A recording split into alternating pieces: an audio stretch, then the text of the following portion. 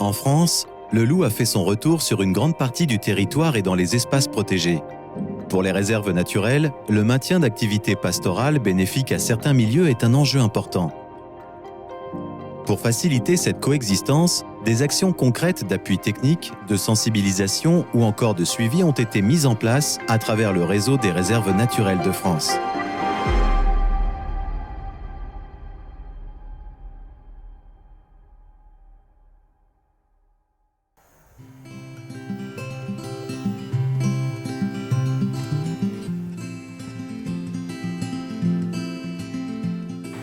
En France, plus de 350 réserves naturelles sont réparties sur l'ensemble du territoire.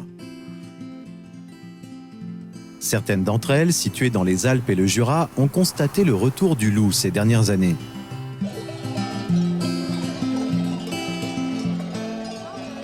Sur le terrain, la présence de cette espèce a entraîné une évolution profonde des pratiques pastorales. Des chiens de protection des troupeaux sont dorénavant présents au cœur des alpages. Faisant partie intégrante du troupeau, ils ont vocation à le défendre des prédateurs, mais aussi de toute autre source de dérangement. Dans ce contexte, l'État, les collectivités et les structures pastorales s'impliquent pour permettre aux bergers et à leurs chiens de travailler dans de bonnes conditions et aux randonneurs de découvrir les lieux en toute sécurité. Les réserves naturelles en France utilisent différents outils pour sensibiliser le grand public dans ces espaces naturels protégés où la fréquentation est grandissante.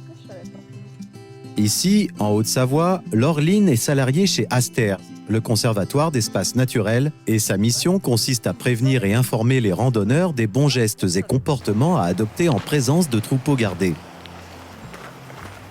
Maintenant, en fait, quand on vient en alpage, il y a toutes les chances de tomber sur un troupeau et surtout sur un troupeau gardé. Normalement, réglementairement, il y a un panneau qui indique qu'on arrive sur un alpage qui est gardé par les chiens. Donc déjà, les visiteurs ont cette première information.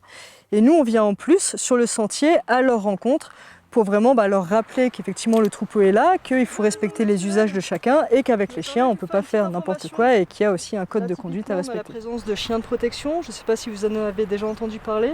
Et là, je leur explique les bons comportements à tenir et notamment, si je devais donner 3 conseils vraiment à retenir, pour faire simple, c'est si le chien approche et aboie, ce qui est tout à fait normal, c'est ce qu'on demande aux chiens de protection, c'est on s'arrête, on ne recule pas, on n'avance pas, on s'arrête. On peut parler gentiment au chien, ça nous rassure nous, ça rassure le chien. Et si le chien vient vraiment au contact, il y a des chiens qui viennent très proches, c'est de mettre un objet entre le chien et nous, une casquette, un sac à dos, quelque chose qui va faire un peu barrière. Et en général, ça c'est suffisant et on peut continuer son chemin. Un peu plus au nord, dans le Jura, si les paysages changent, les conseils donnés aux randonneurs restent les mêmes. Mais la réserve naturelle de la haute chaîne du Jura a choisi d'autres moyens pour y parvenir. Nous, dans le Jura, en fait, le loup est arrivé depuis peu comparé à ce qu'on peut avoir dans les Alpes. Initialement, les chiens de protection ont été mis en place pour le lynx. Donc, du coup, les patous sont déjà en place et c'est quelque chose qui apporte vraiment une aide auprès des éleveurs. Par contre, il y a une sensibilisation à faire auprès des usagers, parce que on se rend compte qu'il y a de plus en plus de néo-pratiquants sur la réserve, même à proximité directe de la réserve. C'est vraiment lié à ce constat-là en fait que le groupe loup de Réserve naturelle de France a décidé, donc via le plan national d'action loup, de mettre en place des campagnes de maraudage. Ces campagnes de maraudage-là, en fait, elles sont mises en place via des accompagnateurs moyenne montagne locaux. L'idée pour nous, c'était vraiment d'avoir un ancrage territorial et de faire travailler les gens du coin. Le but, c'est de sensibiliser à une thématique précise en fonction du lieu de présence, de là où on est situé. Donc ici, par exemple, ça sera essentiellement la problématique patou, chien de protection.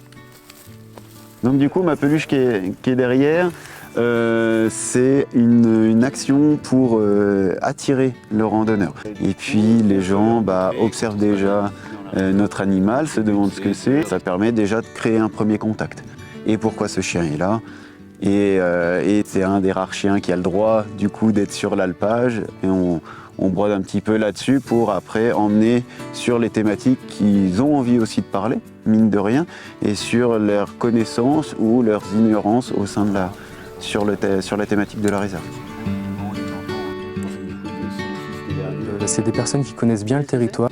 Le gros avantage en plus, c'est qu'on a un noyau d'AMM quand même qui est assez présent sur la haute chaîne du Jura, qui est sensible à tout ce qui est question liée à l'environnement.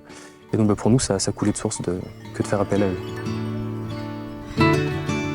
Les gens ne lisent pas forcément les panneaux, il y a des panneaux un peu partout, mais les gens ne les lisent pas. Donc qu'il y ait quelqu'un qui fasse ce travail un peu pédagogique, c'est vraiment bien.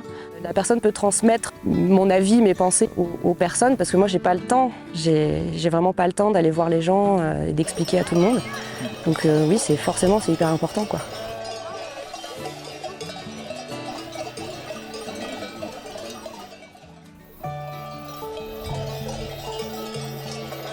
Dans la partie sud des Alpes et avec une superficie de 17 000 hectares, la réserve naturelle nationale des hauts plateaux du Vercors est immense.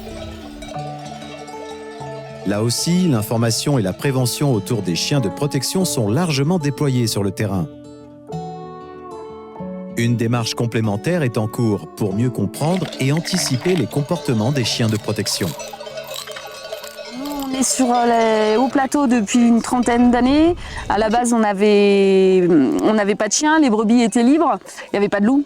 On a attendu le plus longtemps possible pour avoir des chiens. Donc au début, il y a 7 ans de ça, on avait 2 chiens ici sur les hauts plateaux. Elles se sont retrouvées face à 5 loups, donc elles n'arrivaient pas à gérer. Et en fait, on est passé en 7 ans à 15 chiens de protection. On travaille en collaboration avec la réserve pour faire un suivi sur les chiens de protection et sur le troupeau.